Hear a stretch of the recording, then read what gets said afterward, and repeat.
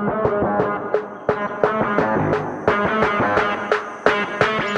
what's up? This is Ben from WODprep, and today I'm gonna help you learn how to do multiple bar muscle ups in a row.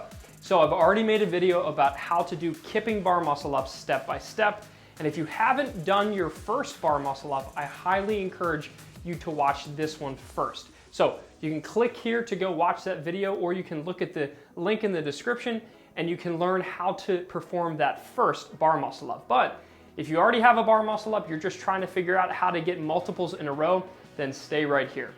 So let's talk about how to do multiple bar muscle ups in a row.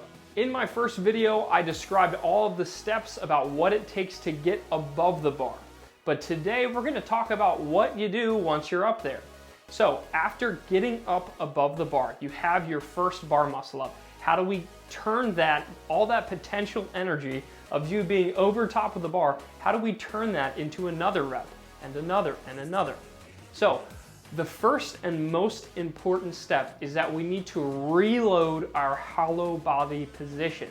So what that looks like is when I lock out above the bar, I need you to lower yourself down into this partial dip position and then reestablish your hollow body position. So you can see here in this video, I bend my arms, I lower myself down, and then I drop down below the bar, barely pushing my shoulders back and establishing or reestablishing my hollow body position.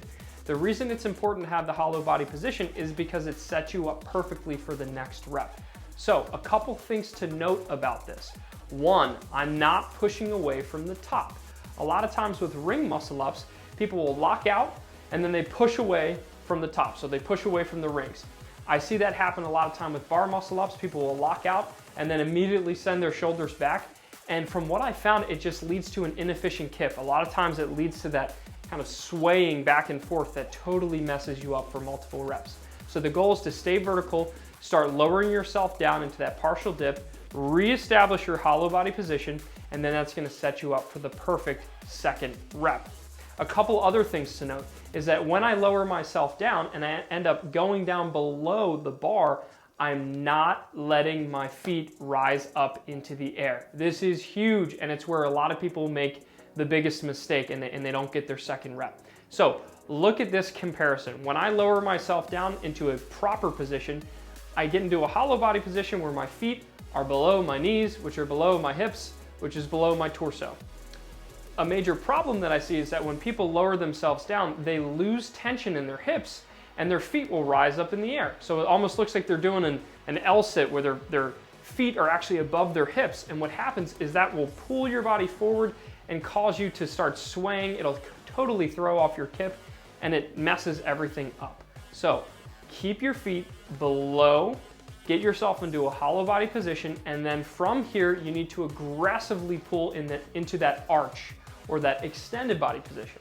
So again, you can see here how I go from a really good, nice and tight feet together, hollow body position, and then I pull my head and shoulders through into an arch or extended body position, again, keeping my feet together. This is where another big error comes into play. A lot of people, when they go to string multiple reps, on that second rep, they get into what I call the scorpion position. So they let their feet come way, way up towards their butts. They lose their tension in their core, so they're in an overextended position. And then they expect to be able to regain all that tension and get back up for the next rep. And that's just not right. So keep your quads, keep your core, keep your feet, everything needs to be tight as you get into that solid arch position. And then just like you did on the first rep, scoop your legs through, lever your shoulders back, pop your hips, and do that fast sit up to get over the bar. Now, let's talk about one more thing before we wrap this video up, and this is also extremely crucial. What should your grip look like? Here's a quick slow motion video demonstrating exactly how I do it. So I start with a gymnastics hook grip. I pull myself over the bar, making sure to let my hands slide. That was in that first video that I talked about. Now, when it comes to getting my next rep, you have to be willing to allow your hands to slide back underneath the bar. Some people will try to keep that false grip position.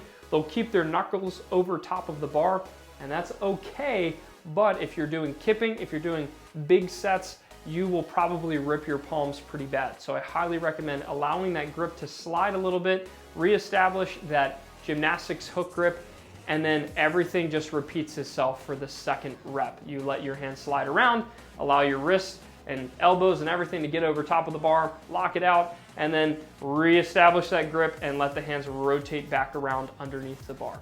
So that is a few quick tips about how to do multiple bar muscle ups in a row. Remember, if you need help with the bar muscle ups, make sure you go to WODprep.com/BMU and I will send you a completely free training guide to teach you how to do either your first, or in this instance, several bar muscle ups in a row.